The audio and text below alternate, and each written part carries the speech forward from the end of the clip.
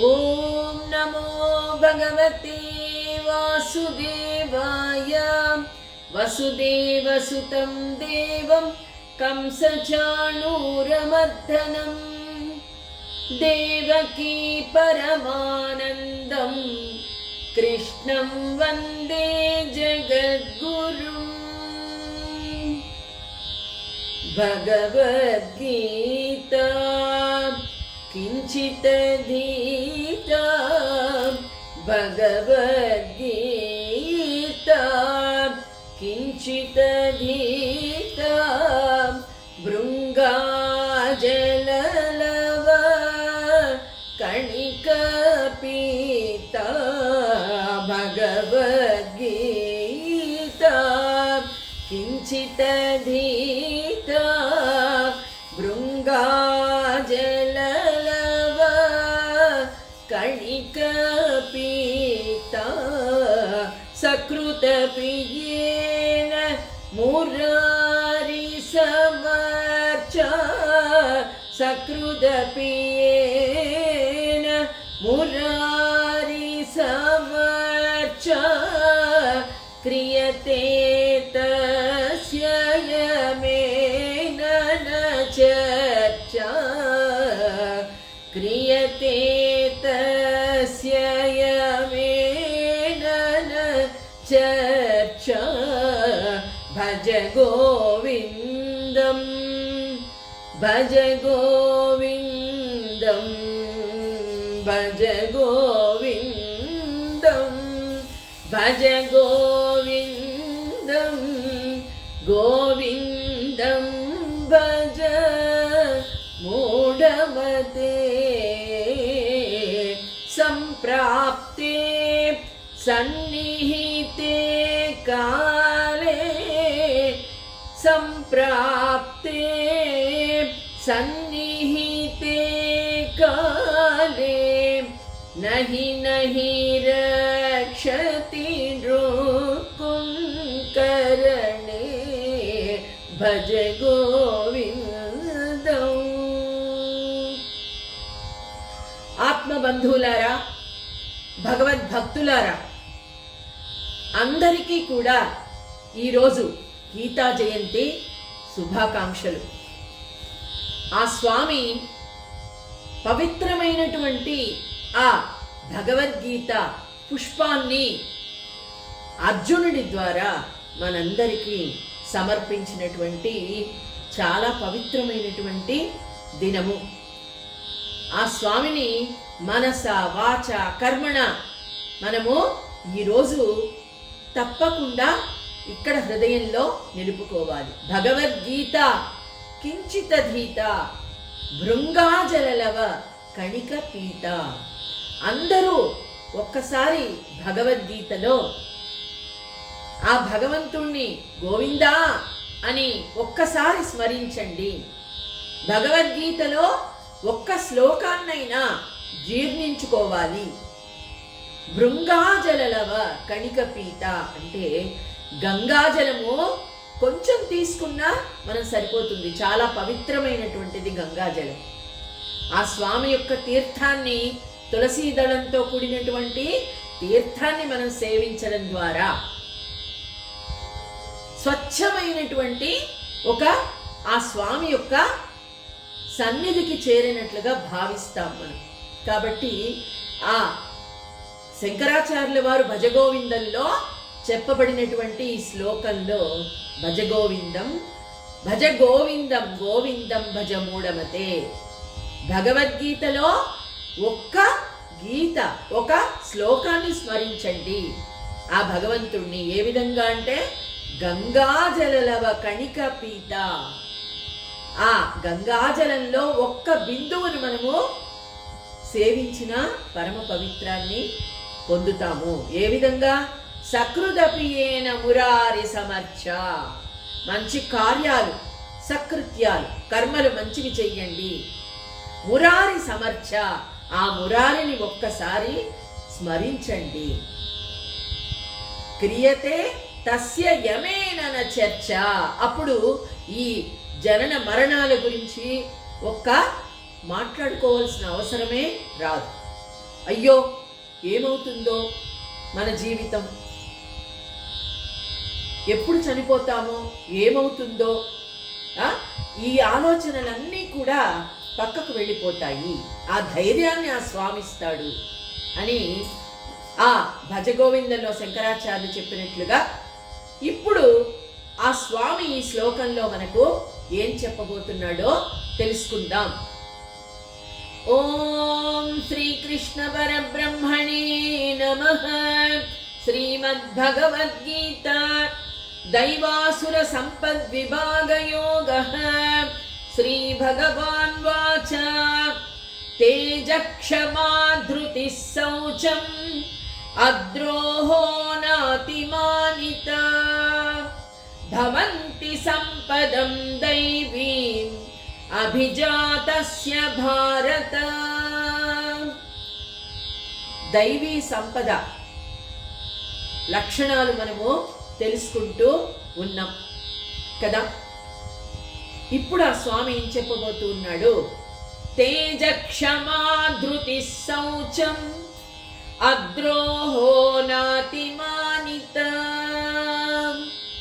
ఎవరైతే దైవీ గుణాలు కలిగి ఉంటారో వారిలో మొట్టమొదటిది మనము చాలా చెప్పుకున్నాం, ఎన్నో గుణాలు ఇప్పటికి చెప్పుకున్నాం కదా. తేజస్సు.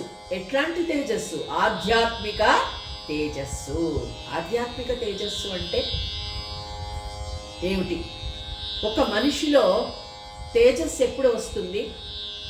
ఆత్మ జ్ఞానాన్ని సంపాదించిన తరువాత నిజమైనటువంటి తేజస్సు ముఖంలో కనిపిస్తుంది. అంటే ఈ శరీరం మీద మమకారము, మోహము అన్నీ వదిలివేసి నిజమైనటువంటి ఆత్మజ్ఞానము, నేను శరీరాన్ని కాదు, నేను ఆత్మను, ఆత్మజ్ఞానాన్ని తెలుసుకున్నటువంటి వాడికి ఆధ్యాత్మిక తేజస్సు ఎలా ఉంటుంది?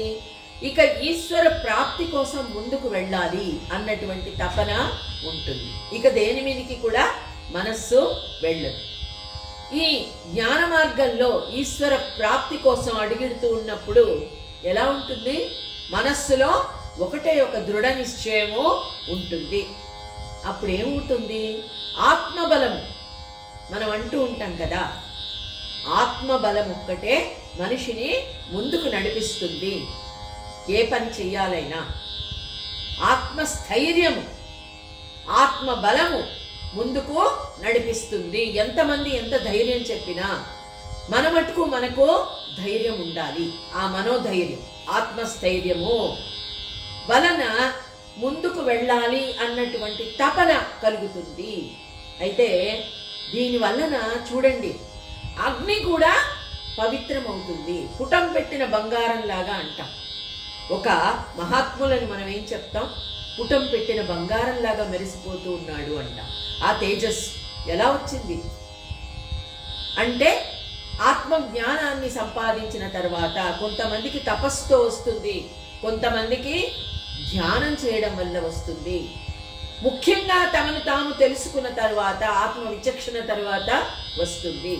అప్పుడు ఎలా ఉంటుంది అంటే పుటం పెట్టిన బంగారం ఎలా ఉంటుంది? బంగారము అగ్నిలో కాలుస్తారు, ఇంకా ఇంకా దాన్ని మెరుగు పెట్టడం అంటాం కదా. ఆ విధంగా అంటే ఎన్ని కష్టాలు వచ్చినా ఎన్నొచ్చినా ఏమీ చెయ్యలేవు. అగ్నిలో కాల్చడం అంటే అది స్థిరంగా నిలబడగలుగుతాడు. కాబట్టి అదేంటది? ఆధ్యాత్మిక తేజస్సు. తేజస్సు ఆ విధంగా వస్తుంది. ఆ తర్వాత ఈశ్వరుని వైపు పురోగమించడం వలన ఇంకా ఆధ్యాత్మిక తేజస్సు లభిస్తుంది. క్షమ రెండవది. తేజ క్షమా ధృతి శౌచం. రెండోది క్షమ. క్షమ అంటే క్షమించే గుణం. మనము అంటూ ఉంటాం కదా, భూదేవికి ఉన్నంత ఓర్పు ఆడదానికి ఉంటుంది అని. కానీ ఈ కాలంలో ఎవ్వరికీ ఓర్పు ఉండడం లేదు. అందువలనే ఏది భరించలేరు. ఒక చిన్న కష్టం వచ్చినా, ఎవరైనా ఒక మాట అన్నా కూడా తట్టుకోలేరు. దాని నుండి అంటే స్థిరంగా జీవితంలో నిలబడగలిగేటువంటి శక్తి తగ్గిపోతుంది. కానీ ఎదుటి మనిషి తప్పులు చేసినప్పుడు క్షమించగలిగేటువంటి గుణం, క్షమాగుణం. మనకే ఎన్నో తప్పులు, మనం తెలియకుండా ఎన్నో తప్పులు చేస్తూ ఉంటాం కదా. కానీ ఎదుటి మనిషిని మనము చూస్తూ ఉంటాం, ఏం తప్పులు చేశాడా, ఏంటి వాడిలా చేశాడు, వీరిలా అన్నారు అని బాధపడుతూ ఉంటాము. కోపం వస్తే వారిని తిరిగి మాట్లాడుతూ ఉంటాం. అలా కాకుండా క్షమాగుణం, క్షమించే గుణము. భూమికి ఉన్నంత ఓర్పు, భూదేవికి ఉన్నంత ఓర్పు. భూదేవి ఎన్ని భరిస్తుంది మనల్ని? ఈ భూమి మీద ఎన్నో అరాచకాలు జరుగుతున్నాయి, అకృత్యాలు జరుగుతున్నాయి, అన్యాయాలు జరుగుతున్నాయి. అన్నిటినీ చాలా ఓర్పుగా భరిస్తూ ఉంది ఆ తల్లి. మరి ఆడవారికే కాదు, మగవారికి కూడా ఆ క్షమించే గుణం ఉండాలి, ఆ క్షమాగుణం. ఉదాహరణకు తీసుకున్నట్లయితే ఈ శరీరం మీద వేల కొద్ది రోమాలు ఉన్నాయి, కానీ దాని వలన శరీరం ఏదైనా బాధను అనుభవిస్తోందా? శరీరానికి మంచే జరుగుతోంది. ఎదుటి మనిషి మనల్ని ఎక్కువ అంటే ఏదో మాటలు అంటూ ఉన్నారు, కష్టపెడుతూ ఉన్నారు అంటే మనము ఇంకా కూడా గట్టిగా తయారవడానికి భగవంతుడు పెట్టే పరీక్షగా భావించాలి. అది ఇక్కడ అంటే ఆ క్షమాగుణం ఉన్నట్లయితే మనము దేన్ని కూడా లెక్క చెయ్యము. ఆ క్షమాగుణము ఉంటుంది అంటే ఈ దైవీ గుణము ఉంటుంది అలాంటి వారికి క్షమగా. ఆ విధంగా ఇంద్రియాలు వశంలో ఉండకుండా పెడమార్గం పడుతూ ఉన్నప్పుడు వాటిని మనము అదుపులో పెట్టుకోవాలి. ఇంద్రియాలు వాటి పని అవి చేస్తూ ఉంటాయి. చూడకూడనివి చూడండి అని చెప్తాయి, చెయ్యకూడని పనులు చెయ్యండి అని చెప్తాయి. అదేవిధంగా మాట్లాడకూడని మాటలు మాట్లాడండి అని ప్రేరేపిస్తూ ఉంటాయి ఇంద్రియాలు. కానీ వాటిని అదుపులో పెట్టుకోవాలి. ఆత్మజ్ఞానం లభించినటువంటి నిజమైనటువంటి మహాత్ములు ఉంటారే, వారికి క్షమించే గుణము. వారు ఏది కూడా మనసులోకి తీసుకోరు.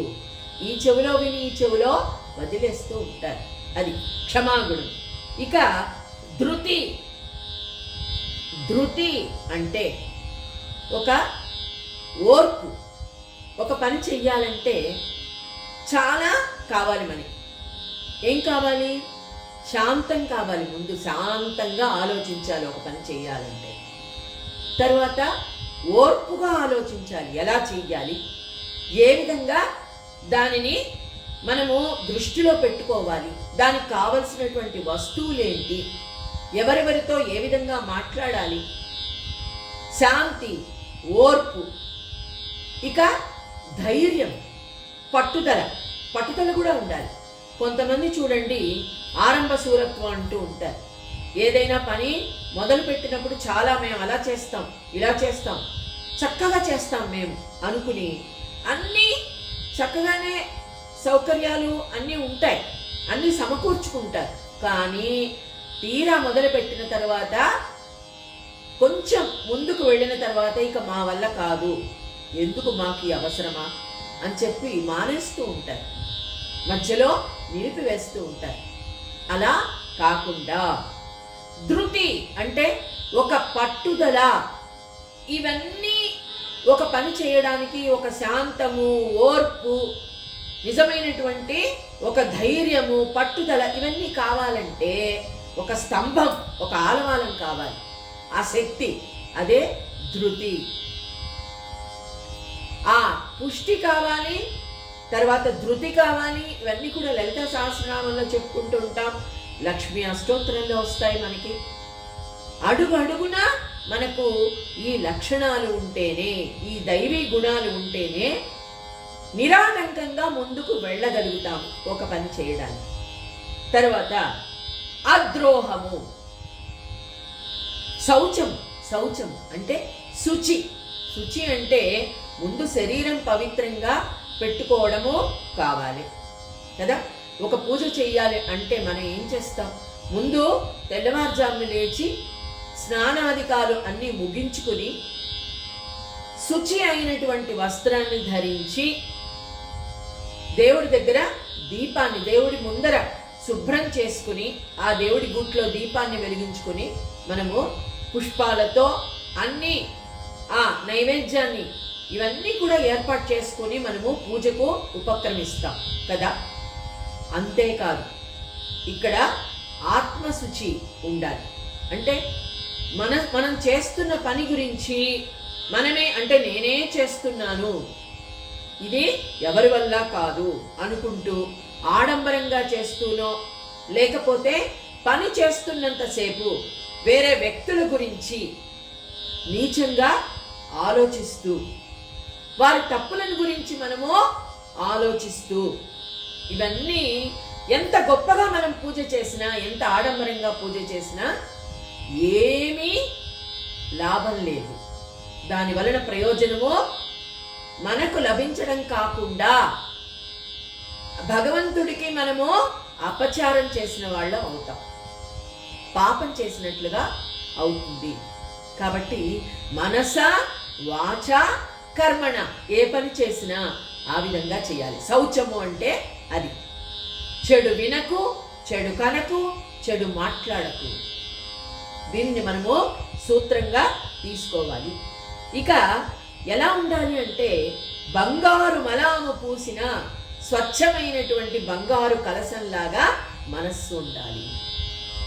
బంగారు అంటే ఇక్కడ ఏంటి? బంగారు మిలమిలా మెరిసిపోతూ ఉంటుంది, పచ్చగా ఉంటుంది. దానిలో ఏదైనా కలిపినప్పుడు ఏమవుతుంది? రాగి, ఇత్తడి ఇవన్నీ కలిపి తీసుకున్నప్పుడు మనం అనుకుంటాం దానికి ఎక్కువ విలువ ఉండదు, దాన్ని మార్చినప్పుడు ఎక్కువ రాదు మనకు. కానీ స్వచ్ఛమైన బంగారం లాగా అంటే ఏంటి? ఇక్కడ నిష్కల్మషమైనటువంటి మనస్సు, ఏది కూడా ఇక్కడ ఉంచుకోకూడదు. మలినాలన్నీ తొలగించిన తరువాత ఎలా ఉంటుందో స్వచ్ఛమైనటువంటి మనస్సుతో నిష్కామ కర్మలు చేయడం, ఏదో ఆశించి చేయడం కాదు. అదేవిధంగా జీవుడు వివేకానుసారంగా ఆచరించడం. వివేకానుసారం అంటే ఏ పని చెయ్యొచ్చు, ఏ పని చెయ్యకూడదు, ఏ విధంగా ఉండాలి, ఏ విధంగా నడుచుకోవాలి. అందుకే ఆత్మ వివేకము, ఆత్మ విచక్షణ, ప్రతిరోజు కూడా ఆత్మ విచక్షణ చేసుకోమని ప్రతి ఒక్కరూ చెప్తారు. సత్యసాయి బాబా చెప్పడం జరిగింది. ఈ ఆత్మ విచక్షణ కోసమే భగవద్గీత. నిన్ను నీవు తెలుసుకో, ఆత్మ విచక్షణ, నిన్ను నీవు తెలుసుకున్నప్పుడే నన్ను తెలుసుకుంటావని ఆ స్వామి చెప్పడం జరిగింది. అప్పుడు ఏం చెయ్యొచ్చో ఏం చెయ్యకూడదో తప్పకుండా మనకు తెలుస్తుంది. ఆ తర్వాత ఈ బాహ్య లక్షణాలు ఇవి ఏంటి? సకామ కర్మలు, నిష్కామ కర్మలు, మంచి కర్మలు, ఏదో ఫలితాన్ని ఆశించి చేయకూడదు. గంగాజలం ఏ విధంగా అయితే ప్రాణికోటి యొక్క పాప తాపాలను శబనమునర్చి, చూడు ఎన్ని పనులు చేస్తుంది. నీరు వృక్షాలను పోషిస్తుంది. గంగలో మునిగితే అన్ని పాపాలు పోతాయి అంటారు కదా. అంటే అప్పుడు కూడా మనము మనస వాచ కర్మణ పవిత్రంగా వెళ్ళి మునిగితే మన పాపాలు పోతాయి, నిష్కామ కర్మలు చేస్తూ. అదేవిధంగా ఇక్కడ చూడండి, సంపద గల మందిరములు తలుపులు తెరుస్తూ వాటిని ప్రకటమునరుస్తూ ఆకాశ ప్రదక్షిణము కొరకు పోయి బయలుదేరు రీతిని. అంటే ఇక్కడ బంధనమున పడినటువంటి లోకులను, ముక్తులను వనరుస్తాడు ఆ జీవుడు, నిజమైనటువంటి ఆత్మ జ్ఞానము కలిగినటువంటి వాడు. దాన్ని ఏమంటారు అంటే అతిమానితము. అతిమానితము, అద్రోహము. అద్రోహము అంటే ద్రోహం చెయ్యకుండా మనము అంటే ఆత్మద్రోహం చేసుకోకూడదు ఎవరికి వారు కూడా. అంటే మనకే తెలుస్తుంది మనం చేస్తున్నటువంటి పని మంచిదా కాదా. ఒక్కసారి ఆత్మవిచక్షణ చేసుకున్నట్లయితే నేను చేస్తున్న పని మంచిదా, ఇతరులకు మంచి మనము చేయగలుగుతున్నామా, దీనివల్ల ఏం కూడా అపకారం జరగడం లేదు కదా, అని ఒక్కసారి కూర్చొని ఆలోచించినట్లయితే మనకు స్పష్టంగా అర్థమవుతుంది. అది అద్రోహము. దుఃఖమునందు ఎవరైనా ఉన్నటువంటి వారు ఉన్నట్లయితే వారికి సంకట నివారణము చెయ్యాలని ఆలోచిస్తాడు. అద్రోహము అంటే అది కూడా ఉంటుంది.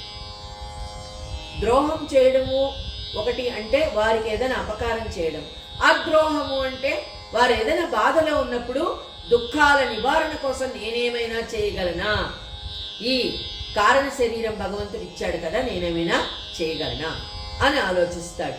ఇక అతి మానితము. అతి మానితము అంటే ఇక్కడ చూడండి, ఇతరుల సౌఖ్యాలను వృద్ధి పొందించడానికి. అతి మానితము అంటే ఏంటి?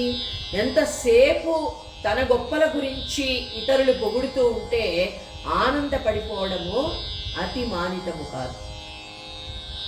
అమానిత్వము అంటే ఏంటి? నీవు చేసిన పని వలన ఎదుటి మనిషి నిన్ను పొగడాలి, ఎదుటి మనిషి నిన్ను కీర్తించాలి. అది నీవు కోరుకోవలసిన అవసరం లేదు. నువ్వు కీర్తిని పొందినప్పుడు సాధారణంగా నీకు ఎదుటి మనిషి గౌరవాన్ని ఇస్తాడు. అది కావాలనుకుంటే వచ్చేది కాదు. అమానితం, నీవు కేవలము కీర్తిని ఆశించకుండా మంచి పనులు చేయడము, మంచి కర్మలు చేయడము, ఎదుటి మనిషికి సహాయం చేయడము. అదేవిధంగా చూడండి, ఎదుటి మనిషి వృద్ధి పొందుతూ ఉంటే చూసి ఆనందించడము అమానిత్వం. మనం ఎలా ఉంటామంటే, చాలా మంది మనలో ఎలా ఉంటారు అంటే, ఎదుటి మనిషి బాగుపడితే చాలా మంది చూడలేరు. అదేవిధంగా పాపము చెడిపోతూ ఉంటాడు, వాడిని ఏ విధంగా పైకి తీసుకొస్తాము, వృద్ధి పొందించాలి వాడిని, పాపం తప్పులు చేస్తూ ఉన్నాడు కదా అని భావించి, నిజమైనటువంటి మహాత్ముడు ఎలా ఉంటాడు అంటే వాడిని పైకి తీసుకురావడానికి ప్రయత్నం చేస్తాడు, వృద్ధి పొందించడానికి ప్రయత్నం చేస్తాడు. అలా చేస్తే అది గొప్పతనం. అంతేగాని ఇంకా వాడు చెడిపోవాలి, వాడెప్పటికీ బాగుపడకూడదు, అప్పుడే నేను ఆనందంగా ఉంటాను అంటే అది చాలా క్రూరత్వం అనిపించుకుంటుంది. రాక్షసులు అంటే ఏదో కొమ్ములు పెట్టుకొని భయంకరంగా ఉంటారు అంటే అది కాదు. ఇప్పుడు మనం చూస్తూ ఉన్నాం, ఎదుటి మనిషి చెడిపోతూ ఉంటే, బాధపడుతూ ఉంటే ఇంకా ఆనందిస్తారే, అలాంటి వాళ్ళే నిజమైనటువంటి రాక్షస గుణము కలిగినటువంటి వాడు. అమానిత్వము అంటే అలాంటిది కాదు. దైవీ సంపద అంటే ఎదుటి మనిషి వృద్ధి పొందడానికి మనం ఏం చేయగలము అని ఆలోచిస్తాడే, అదే అమానిత్వము. ఇక భవంతి సంపదం దైవీం అభిజాతస్య భారత. అర్జున, ఇన్ని గుణాలు మనం ఇప్పటి వరకు చెప్పుకున్నామే, ఈ దైవీ గుణాలు ఇవేంటి? ఇవన్నీ కూడా దైవీ సంపద. ఇవి మనము సంపాదించుకోవడానికి ప్రయత్నం చేయాలి.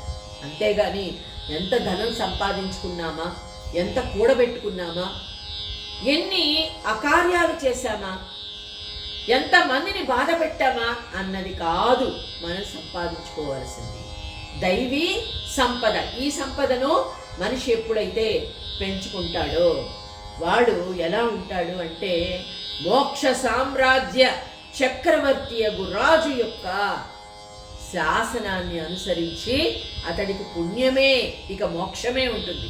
శాసనంలో రాయబడి ఉంటుంది. ఈ లక్షణాలన్నీ ఎవరికైతే కలిగి ఉన్నారో దైవీ సంపద, భగవద్గీతలో అదే చెప్పబడింది. అర్జున అంటూ ఉన్నాడు, ఈ 26 గుణములతో కూడి ఉన్న వత్తిని వెలిగించి. ఈరోజు మనకు ఈ గీతా జయంతి రోజు చక్కటి అర్థాన్ని భగవంతుడు మనకు ఇచ్చాడు. చూడండి, 26 గుణాలు ఇంతవరకు మనము చెప్పుకున్నాం. ఈ గుణాలతో కూడిన వత్తిని వెలిగించి ఈ గీత అనడి భార్య తన ఆత్మారాముడనడి భర్తకు హారతి ఇచ్చుచున్నదా. ఆత్మజ్యోతిని వెలిగించాలి, అంతర్జ్యోతిని వెలిగించాలి. ఈ గుణాలు గీతా సముద్రం నుంచి తీయబడిన దైవీ సంపద. అప్పుడు ఏమవుతుంది? ముత్యపు చిప్పల ఎందలి నిర్మలము స్వచ్ఛమైన ముత్యాల వంటివి అర్జున. చూసారా, ముత్యాల లాంటి ముత్యపు చిప్పలో ముత్యాల లాంటి అక్షరాల్ని మనకి ఈ దైవీ సంపదలో ఆ స్వామి ఇవ్వడము జరిగింది. ఇక ఈరోజు మనము దైవీ సంపద గురించే మనము తెలుసుకోవాలి. ఆ భగవంతుడిచ్చినటువంటి దైవీ సంపద ఎలా వృద్ధి పొందించుకోవాలి, ఎలా మన జీవితాన్ని సార్థకం చేసుకోవాలి అని మనము ఈ గీతా జయంతి రోజు ఆ స్వామిని మనసారా స్మరించుకుందాం. ఓం శ్రీకృష్ణ పరబ్రహ్మణే నమః.